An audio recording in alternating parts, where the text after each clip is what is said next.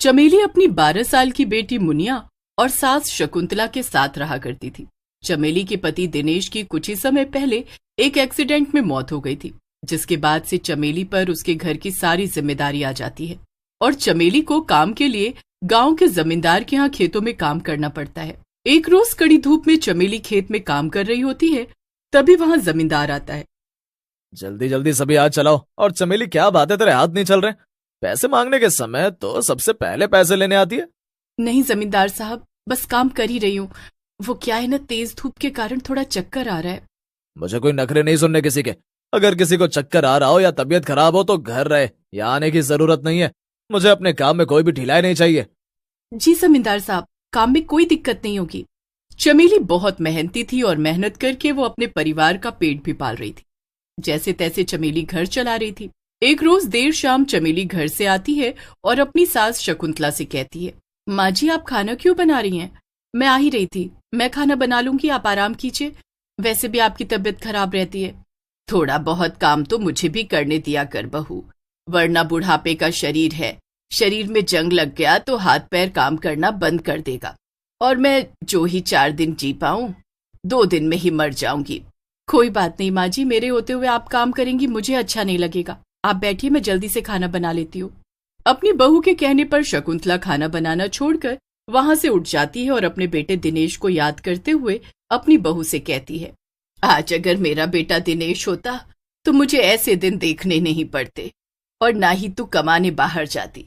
भगवान ने भी ना जाने क्यों मुझसे मेरे बेटे को छीन लिया। क्या गलती हुई मुझसे?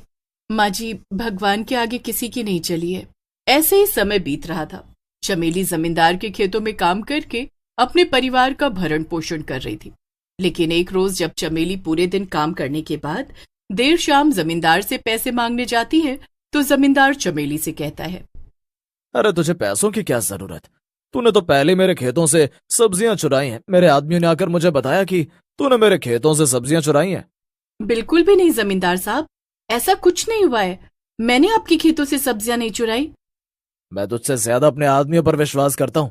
आज की पगार तो गई और कल से काम पर आने की जरूरत भी नहीं है। मैं अपने यहाँ चोरों को काम पर नहीं रख सकता। मालिक, ऐसा मत कीजिए। अगर आपने मुझे काम से निकाल दिया तो मैं कहाँ जाऊंगी? मेरी सास, उन्हें मैं भूखा नहीं देख सकती। मुझ पर रहम कीजिए। जमींदार चमेली की एक नहीं सुनता और उसे वहां से भगा देता है। अब चमेली घर आती है और अपनी सास को सारी बातें बताती है। ना जाने भगवान भी हमसे कैसी परीक्षा ले रहा है। हे प्रभु, हमें कोई रास्ता दिखाओ। चमेली जैसे तैसे उधार राशन लाकर रात का खाना बना देती है और अगली सुबह होते ही काम ढूंढने निकल पड़ती है। वो कई जगह काम मांगती है लेकिन कोई भी उसे काम नहीं देता।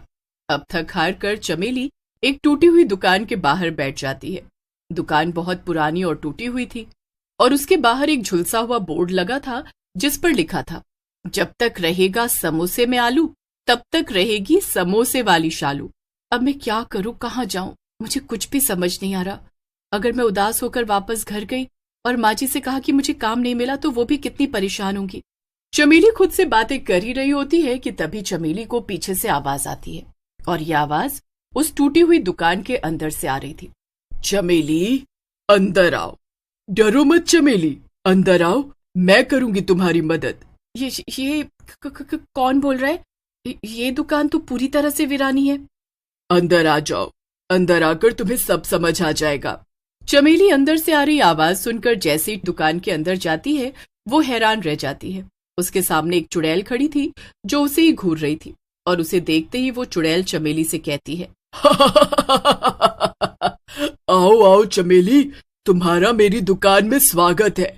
डरो नहीं, मैं तुम्हें कोई नुकसान नहीं पहुंचाऊंगी और मुझे तो ये भी पता है कि तुम मुसीबत में हो, तुम्हें काम की तलाश है। मैं दूंगी तुम्हें काम, लेकिन उसके बदले तुम्हें मेरी मदद करनी होगी। कहो, मंजूर है? तो क्या तुम इसके बदले मेरी मदद करोगी? वैसे तुम्हारी क्या मदद कर सकती हूँ मैं? तुम तो खुद एक चुड़ैल हो। मुझे तुम्हारी मदद की जरूरत है और तुम्हें काम की। मुझे अपनी मौत का बदला लेना है और तुम्हें अपना घर चलाना है। बस तुम हाँ करो और तुम्हारी सारी परेशानी मैं दूर कर दूंगी। मुझे काम की बहुत जरूरत है। अगर मुझे काम नहीं मिला तो मेरा परिवार भूखा मर जाएगा। मैं तुम्हारी मदद करने के लिए तैयार हूँ। चमेली की बात सुनकर चुड़ैल चुटकी बजाती है और वो खंडहर दुकान एक सुंदर सी दुकान में बदल जाती।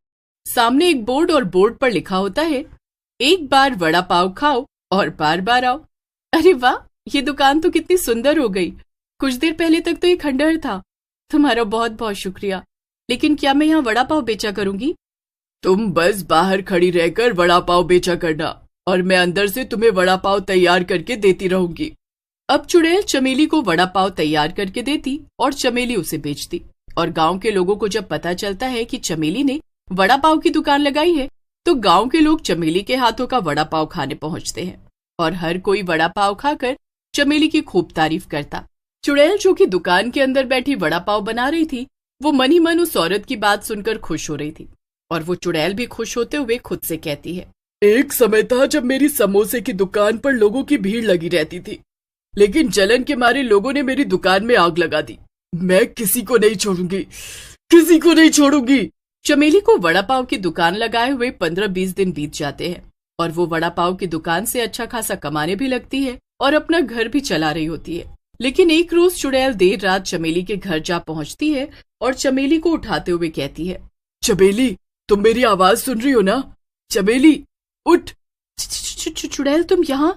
अगर तुम्हें मेरी सास ने देख लिया तो वो डर जाएंगे। तुम यहाँ से जाओ, मैं सुबह तुमसे मिलती हूँ। नहीं नहीं, मुझे तुमसे अभी बात करनी है। मुझे लगता है अब मेरे पास यहाँ रहने का बहुत कम समय है। अच्छा ठीक है, तुम बाहर चलो, मैं आती हूँ। चुड़ैल के बाहर जाते ही चमेली भी चुड़ैल के पीछे पीछे जाने लगती है। अब चुड़ैल चमेली से कहती है, मैंने वादे के मुताबिक तुम्हारी मदद की, तुम्हारे लिए दुकान लगवा दिया और खुद से वड़ा पाव बनाती रही, लेकिन तुमने अब तक मेरी मदद नहीं की, ना ही तुमने मेरी मदद के लिए कुछ पूछा। अगर तुमने मेरी जल्द से जल्द मदद नहीं की तो मेरी मुक्ति मिलने का समय नजदीक आ जाएगा। बिल्कुल, मैं आपकी मदद करूंगी। कहिए, आपको मुझसे क्या मदद चाहिए? मैं इन सब काम में सचमुच आपका काम भूल गई थी। मुझे जमींदार को मारना है। उसने ही मेरी दुकान में अपने आदमियों से आग लगवाई थी। एक रोज की बात है, जब मैं अपनी दुकान में समोसे बना रही थी, तभी जमींदार के आदमी मेरी दुकान पर आए और मुझसे हफ्ता मांगने लगे। मैंने उन्हें हफ्ता देने से मना कर दिया। तभी उन्होंने खौलता हुआ तेल मेरे ऊपर डाल दिया और मेरी दुकान में आग लगा दी। ये क्या कह रही हैं आप? जमींदार साहब ने आपके साथ इतना बुरा किया?